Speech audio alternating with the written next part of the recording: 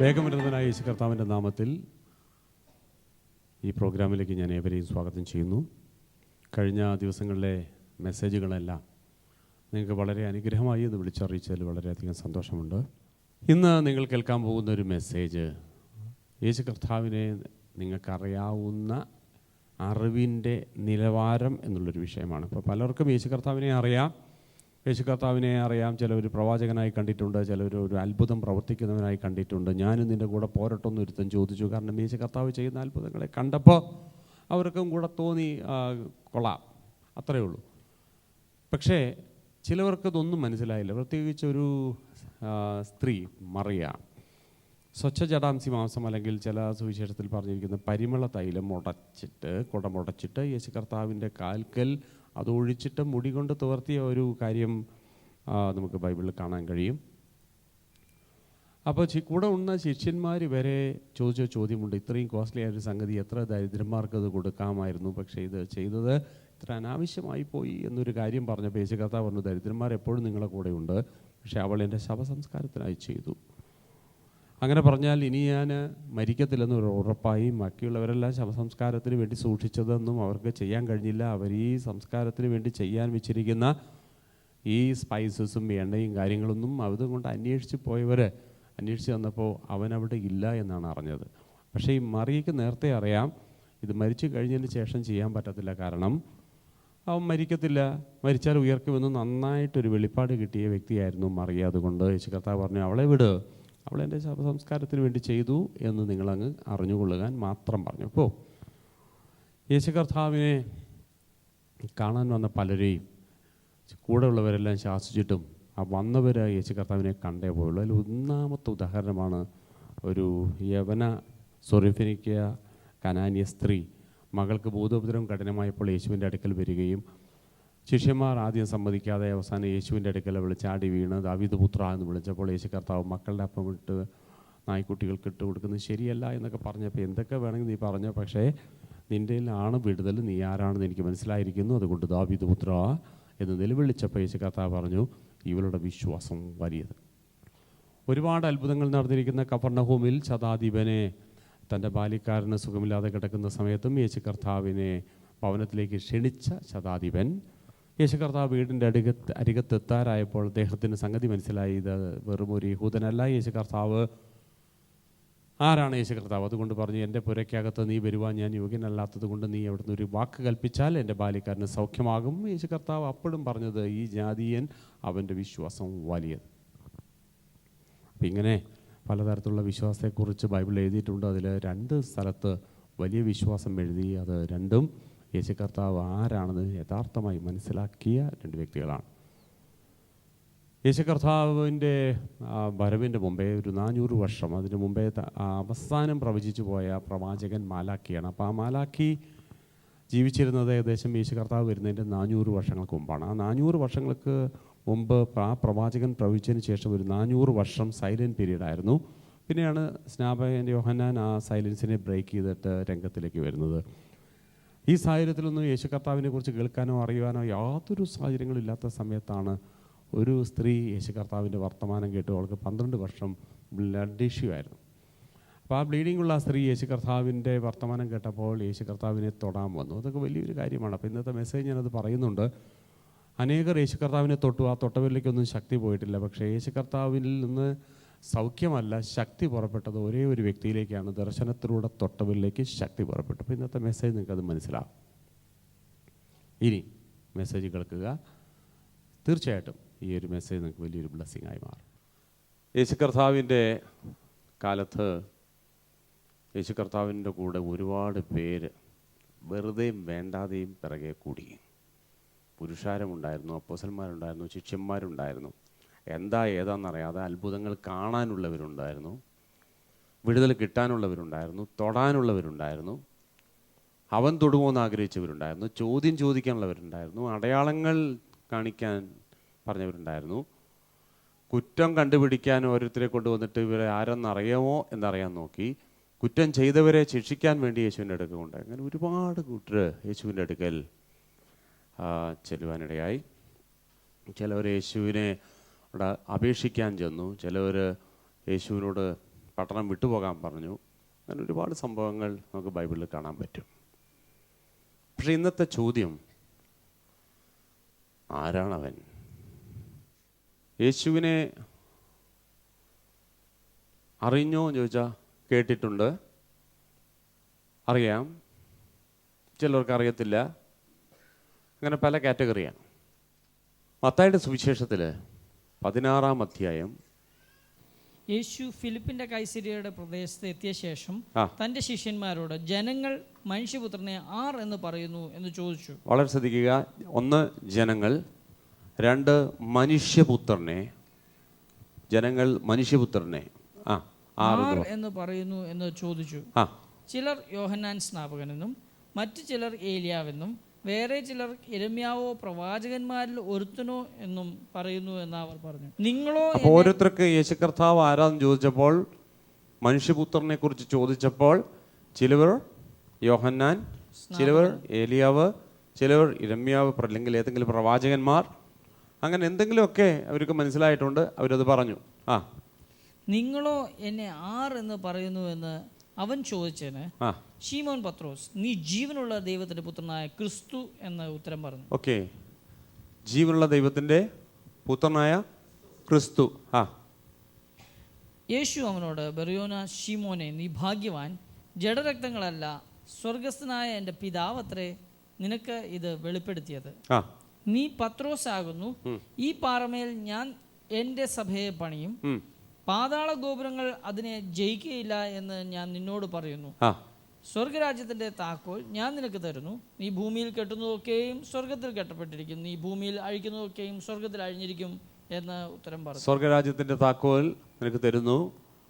നീ ഭൂമിയിൽ കെട്ടിയാൽ സ്വർഗത്തിൽ കെട്ടപ്പെടും, നീ ഭൂമിയിൽ അഴിച്ചാൽ സ്വർഗത്തിൽ അഴിക്കും. പിന്നെ താൻ ക്രിസ്തു ആവുന്നു എന്ന് ആരോടും പറയാതിരിപ്പാൻ ശിഷ്യന്മാരോട് കൽപ്പിച്ചു. 1, നിങ്ങളിവിടെ കെട്ടാതെ ദൈവം അവിടെ കെട്ടത്തില്ല. നിങ്ങളിവിടെ അഴിക്കുമ്പോൾ സ്വർഗം അഴിക്കും. ഇത് ഭൂമിയും സ്വർഗവുമായിട്ടുള്ള കണക്ഷനെ കാണിക്കുന്നു. 2, ദർശനമുള്ളവൻ്റെ കയ്യിൽ താക്കോൽ വീഴുന്നു. ഓരോരോ മെസ്സേജാണ്. 3, താക്കോൽ എന്ന് മലയാളത്തിൽ എഴുതി, പക്ഷേ ഇംഗ്ലീഷിൽ വന്നപ്പോൾ താക്കോൽ കൂട്ടമുണ്ടോ താക്കോലാണോ? പ്ലൂരലാണോ സിംഗുലറാണോ? പ്ലൂരൽ. ഓക്കെ, അപ്പോൾ കീസ് മലയാളത്തിൽ വന്നപ്പോൾ കീ ആയി, പക്ഷെ ഇംഗ്ലീഷിൽ കീസ്. അപ്പോൾ ഒന്നല്ല, ഒരു ബഞ്ചാണ്. വെളിപ്പാടുള്ളവൻ്റെ കയ്യിൽ ഒന്നല്ല, ഒരു കൂട്ടം താക്കോലാണ്. ഓർക്കാപ്പുറത്ത് യേശു കർത്താവിൻ്റെ കൂടെ ഇറങ്ങുന്ന സമയത്ത് യേശു കർത്താവ് മശിഹ ആണെന്ന് അറിഞ്ഞു എന്ന് പറഞ്ഞ് ഇറങ്ങിയവർ, യോഹന്നാൻ്റെ സുവിശേഷം 1-ാം അധ്യായം 45-ാം വാക്യത്തിലൊക്കെ അന്ത്രയോസ് പത്രോസിനെ പരിചയപ്പെടുത്തുന്നത്, സഹോദരനെ പരിചയപ്പെടുത്തുന്നത്, ഞങ്ങൾ മശിഹായെ കണ്ടു. ഫിലിപ്പോസ് ഇവരൊക്കെ മശിഹായെ കണ്ടു എന്ന്.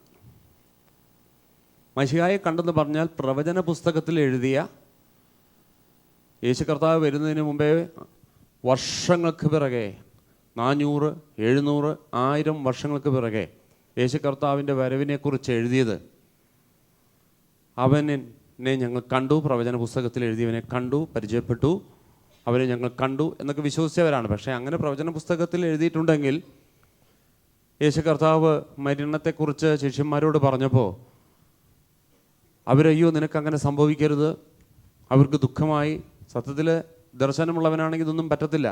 ഈവൻ പത്രോസ് വരെ ദർശനം കിട്ടിയിട്ട് പോലും കുറച്ച് കഴിഞ്ഞപ്പോൾ ഒരുത്തനെങ്കിലും ദർശനം കിട്ടിയല്ലോ എന്ന് പറഞ്ഞിട്ട് യേശു കർത്താവ് തൻ്റെ പ്ലാൻ പത്രോസിനോട് വിവരിച്ച് പറഞ്ഞപ്പോൾ നിനക്കങ്ങനെ സംഭവിക്കരുതെന്ന് പറഞ്ഞ ആളാണ് ഈ ദർശനം കിട്ടിയ പത്രോസ് അടക്കം. അപ്പം മശിഹ എന്തിന് വരുന്നു, എന്തിവിടെ സംഭവിക്കും, വന്നാൽ എന്തൊക്കെ നടക്കും, വന്നു കഴിഞ്ഞാൽ എത്ര കാലം കാണും, അത് കഴിഞ്ഞാൽ എവിടേക്ക് പോകും, എന്തിനു വരുന്നു, എന്നൊക്കെ പ്രവചന പുസ്തകങ്ങളിൽ എഴുതിയിട്ടുണ്ട്. അത് മനസ്സിലാക്കിയിരുന്നെങ്കിൽ ഇവർ യേശു കർത്താവിൻ്റെ മരണശേഷം മഗ്ദലക്കാരത്തി മറിയെപ്പോലെ യേശു കർത്താവിനെ അന്വേഷിച്ചൊന്നും ചെന്നില്ല. മാത്രമല്ല യേശു കർത്താവ് ഉയർത്തു എന്ന് പറഞ്ഞപ്പോൾ പോലും ഇവർ വിശ്വസിച്ചിട്ടില്ല, ശിഷ്യന്മാർ വിശ്വസിച്ചിട്ടില്ല. കാരണം മർക്കോസിൻ്റെ സുവിശേഷം 16-ാം അധ്യായം അവൻ ജീവനോടിരിക്കുന്നു എന്നും അവൾ അവനെ കണ്ടു എന്നും അവർ കേട്ടാറെ വിശ്വസിച്ചില്ല. പിന്നെ അവരിൽ 2 പേർ നാട്ടിലേക്ക് പോകുമ്പോൾ മറ്റൊരു രൂപത്തിൽ അവർക്ക് പ്രത്യക്ഷനായി. അവർ പോയി ശേഷമുള്ളവരോട് അറിയിച്ചു. അവരുടെ വാക്കും അവർ വിശ്വസിച്ചില്ല. പിന്നത്തേതിൽ 11 പേർ ഭക്ഷണത്തിലിരിക്കുമ്പോൾ അവൻ അവർക്ക് പ്രത്യക്ഷനായി. ഈ അപ്പോസ്തലന്മാർ ഭക്ഷണത്തിലിരിക്കുമ്പോൾ പ്രത്യക്ഷനായി. തന്നെ ഉയർത്തെഴുന്നേറ്റവനായി കണ്ടവരുടെ വാക്ക് വിശ്വസിക്കായികയാൽ അവരുടെ അവിശ്വാസത്തെയും ഹൃദയകാഠിന്യത്തെയും ശാസിച്ചു. അപ്പൊ ഇവർക്ക് മശിഹായെ മനസ്സിലാക്കിയെങ്കിൽ ഇങ്ങനൊരു സബ്ജക്റ്റ് അവിടെ വരത്തില്ലായിരുന്നു. അപ്പോൾ അവർക്ക് മനസ്സിലായിട്ടില്ല, യഥാർത്ഥമായി മനസ്സിലായിട്ടില്ല, എവിടേക്കോ എന്തൊക്കെയോ മനസ്സിലായെന്ന് മാത്രമേ ഉള്ളൂ. ഇന്നത്തെ മെസ്സേജ് എന്ന് പറയുന്നത്, ഒരു ശിശു ജനിച്ചിരിക്കുന്നു, ഒരു മകനെ തന്നിരിക്കുന്നു. യേശു കർത്താവ് പൂർണ്ണ ദൈവപുത്രനും പൂർണ്ണ മനുഷ്യനും. ചോദിച്ച ചോദ്യം, മനുഷ്യപുത്രനെ കുറിച്ച് നിനക്ക് എന്തു തോന്നുന്നു? ആദ്യം ചോദിച്ചു, മനുഷ്യപുത്രനെ കുറിച്ച് ജനങ്ങൾക്ക് എന്താണ് മനസ്സിലായത്? അപ്പോൾ അവർ പറഞ്ഞു, ചിലർ ഏലിയാവെന്ന് പറയുന്നു, ചിലർ യെരമ്യാവെന്ന് പറയുന്നു, ചിലർ പ്രവാചകന്മാരിൽ ഒരുത്തനെന്ന് പറയുന്നു. കാരണം യേശു കർത്താവാണ് ആദ്യമായിട്ട് ഭൂതങ്ങളെ ശാസിക്കുന്നത്. അപ്പോൾ ബെൽസബൂലാണെന്ന് യേശു കർത്താവിനെ ജനം പറഞ്ഞു. ഇവന് വട്ടുണ്ടെന്ന് ജനം പറഞ്ഞു. യേശുവിനെ കുറുക്കനെന്ന് ഹെരോദാവ് വിളിച്ചു. യേശു കർത്താവ് എന്തോ ഒരു അത്ഭുതം ചെയ്യുന്നു, അല്ലെങ്കിൽ എന്തോ ഒരു ശക്തി അവനിലുണ്ട് എന്നറിഞ്ഞിട്ട്, ഞാനും നിൻ്റെ കൂടെ പോരട്ടോ എന്ന് ഒരുത്തൻ ചോദിച്ചു. അപ്പം ഇതൊക്കെ യേശു കർത്താവിനെ എന്തൊക്കെയോ എവിടേക്കോ എന്ന് മനസ്സിലാക്കിയിട്ടുണ്ട്. യേശു കർത്താവിനെ തൊട്ടപ്പോൾ സൗഖ്യം വരുന്നു. യേശു കർത്താവ് തൊട്ടപ്പോൾ സൗഖ്യം വരുന്നു. മരിച്ചവനെ ഉയർത്തുമ്പോൾ, പിശാചുക്കളോട് അധികാരത്തോടെ കൽപ്പിക്കുമ്പോൾ, ഇതെന്തോ ഒരു ഉപദേശം. കാറ്റിനെ ശാസിച്ചപ്പോൾ, കടലിനെ വരച്ച വരയിൽ നിർത്തിയപ്പോൾ, ഏതൊരു തരത്തിലുള്ള മനുഷ്യനാണ് എന്നാണ് അന്ന് കൂടെ ഉണ്ടായിരുന്ന ശിഷ്യന്മാർ ചോദിച്ചത്. മനുഷ്യൻ. പക്ഷേ യേശു കർത്താവിനെ ദൈവപുത്രനായിട്ട് ഇവർ കണ്ടില്ല. അന്നത്തെ കാലത്ത് ഒരു നല്ല സാക്ഷ്യമുള്ളൊരു യഹൂദൻ, ജോസഫ്, അദ്ദേഹത്തിൻ്റെ മകൻ, ചിലവർക്ക് ആശാരി ചെറുക്കൻ, അങ്ങനെ പലർക്കും പലതും തോന്നി. അപ്പോൾ യേശു കർത്താവ് ഒരു ചോദ്യം പെട്ടെന്ന് ചോദിച്ചു. ഓക്കെ, ഇവർക്ക് എന്താണ് ജനങ്ങൾക്ക് എന്നെക്കുറിച്ച് മനസ്സിലായതെന്ന് നിങ്ങളുടെ അഭിപ്രായം? അവർ പറഞ്ഞു, ഇതൊക്കെയാണ്. ചിലവർ മരിച്ച് പോയ യോഹന്നാൻ ഉയർത്തെഴുന്നേറ്റാണെന്ന് വരെ സംശയിക്കുന്നുണ്ട്. ഓക്കെ, യേശു കർത്താവിന് അതിന് കംപ്ലൈൻ്റ് ഒന്നുമില്ല. പെട്ടെന്ന് ചോദിച്ചു, പക്ഷെ നിങ്ങൾക്ക് എന്ത് തോന്നുന്നു ചോദിച്ചു. അടുത്തിരുന്ന വ്യക്തിയോട് ചോദിച്ചു, നിങ്ങൾക്ക് എന്ത് തോന്നുന്നു? അതവർ പ്രതീക്ഷിച്ചില്ല. ഊരുത്തം മിണ്ടിയില്ല. നാട്ടുകാർക്ക് യേശു കർത്താവിനെ കുറിച്ച് മനസ്സിലായത് അവർ പറഞ്ഞു. പക്ഷെ അവർക്ക് യേശു കർത്താവിനെ കുറിച്ച് എന്ത് മനസ്സിലായെന്നുള്ളൊരു ചോദ്യം അവർ പ്രതീക്ഷിച്ചില്ല. ഓർക്കാപ്പുറത്തായിരുന്നു ഈ ചോദ്യം, നിങ്ങൾക്ക് എന്നെക്കുറിച്ച് എന്ത് തോന്നുന്നു? ഒന്നും മിണ്ടാതിരിക്കുമ്പോൾ ഒരാൾ ശബ്ദിച്ചു, ഞാൻ പറയാം, നീ ബെൽസബൂലല്ല, നീ വെറും ആശാരി ചെറുക്കനല്ല, നീ വെറും യോസെഫിൻ്റെ മോനല്ല, മറിയുടെ മോനല്ല, നീ മരിച്ചുപോയ യോഹന്നാൻ്റെ ആത്മാവിലുള്ളവനല്ല, ഏലിയാവല്ല, നീ യിരെമ്യാവുമല്ല, ഒരു പ്രവാചകനുമല്ല, നീ സാക്ഷാൽ ജീവനുള്ള ദൈവത്തിൻ്റെ പുത്രനായ ക്രിസ്തു. യേശുവിനെ ക്രിസ്തു എന്ന് മനസ്സിലാക്കിയ പത്രോസ്, നീ ക്രിസ്തു എന്ന് പറഞ്ഞപ്പോൾ യേശു കർത്താവ് ഉടനെ റെസ്പോണ്ട് ചെയ്തു. ബെറയോന ശിമോനെ, നീ ഭാഗ്യവാൻ. ഭാഗ്യവാൻ എന്നുള്ള വേർഡല്ല ഇംഗ്ലീഷ് ക്ലിയറാണ്. ബ്ലെസ്സഡ്, അനുഗ്രഹിക്കപ്പെട്ടവൻ. കാരണം നിനക്ക് ഇത് വെളിപ്പെടുത്തിയത് നിന്റെ പഠിപ്പോ, നിന്റെ പണമോ, നിന്റെ കഴിവോ, നിന്റെ കുടുംബശ്രേഷ്ഠതയോ ഒന്നുമല്ല. എൻ്റെ പിതാവ് നിനക്ക് ഈ വെളിപ്പാട് തന്നതാണ്. പിതാവ് തന്നിരിക്കുന്ന വെളിപ്പാടാണിത്. അതുകൊണ്ട് ഞാൻ ഈ ദൈവരാജ്യത്തിൻ്റെ താക്കോൽ, ഞാൻ ഇതുമായിട്ടാണ് വന്നത്. ഒരു ശിശു ജനിച്ചൊരു മകനെ തന്നിരിക്കുന്നു. ഈ രാജ്യത്തിൻ്റെ താക്കോൽ ഞാൻ നിൻ്റെ കയ്യിൽ ഏൽപ്പിക്കുകയാണ്.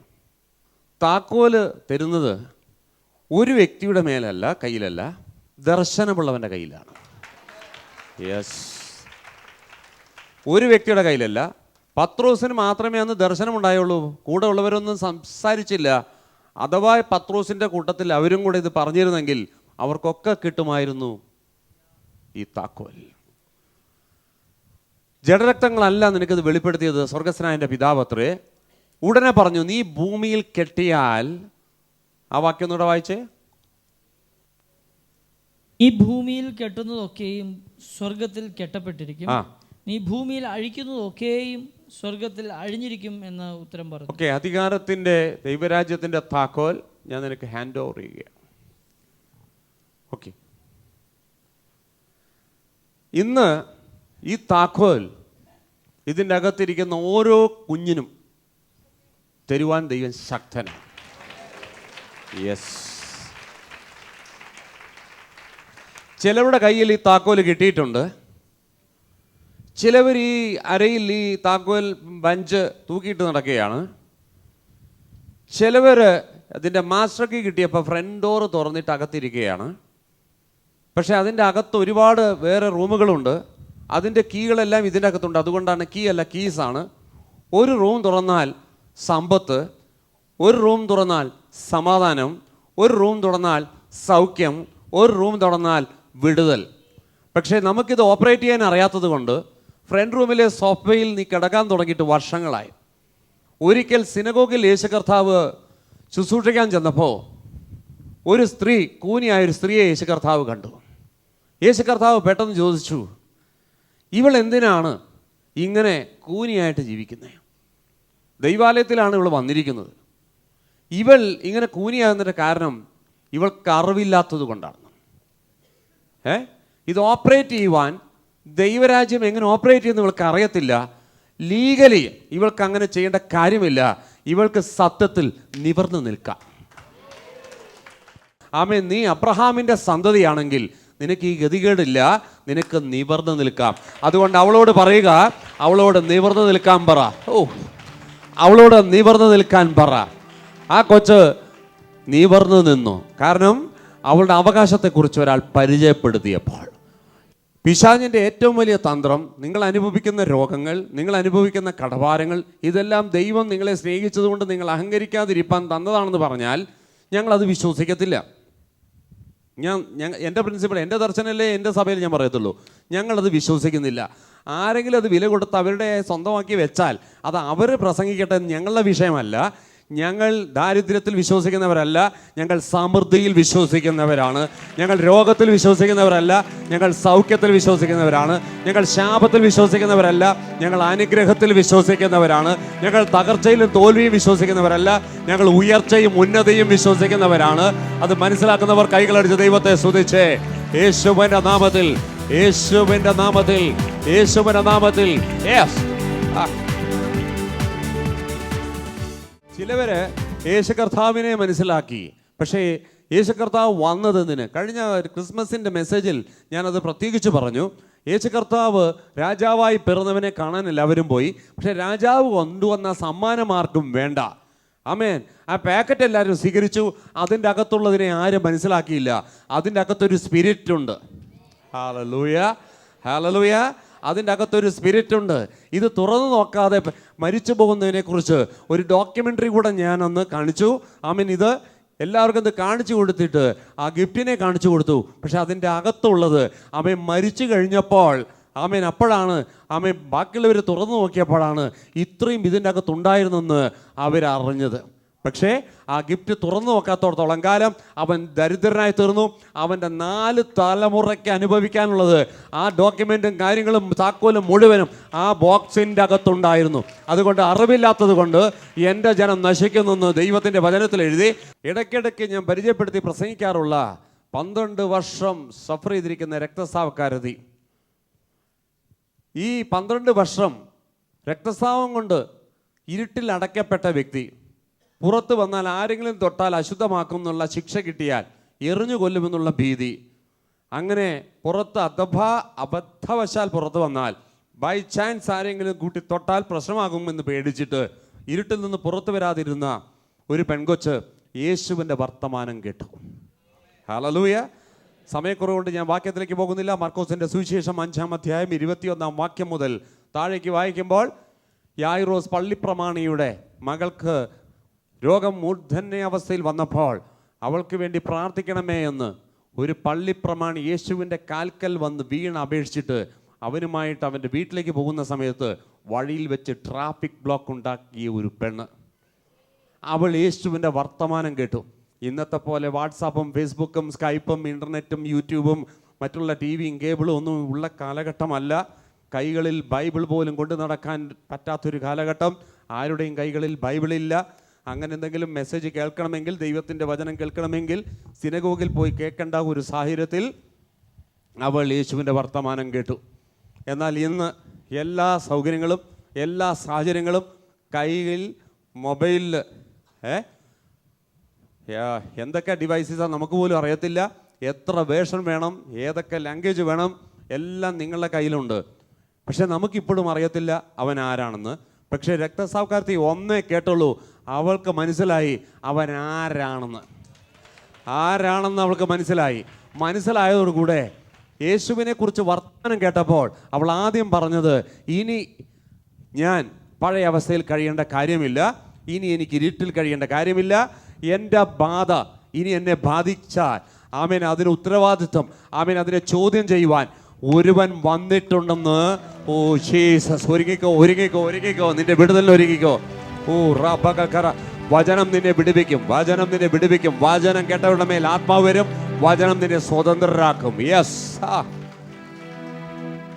അവൾ യേശുവിന്റെ വർത്തമാനം കേട്ടത് എന്തൊക്കെ കേട്ടെന്ന് എനിക്കറിയത്തില്ല, ഒന്നേ കേട്ടുള്ളൂ. അവൾ പറഞ്ഞു, ഇനി ഞാൻ ഇങ്ങനെ സഹിക്കേണ്ട കാര്യമില്ല.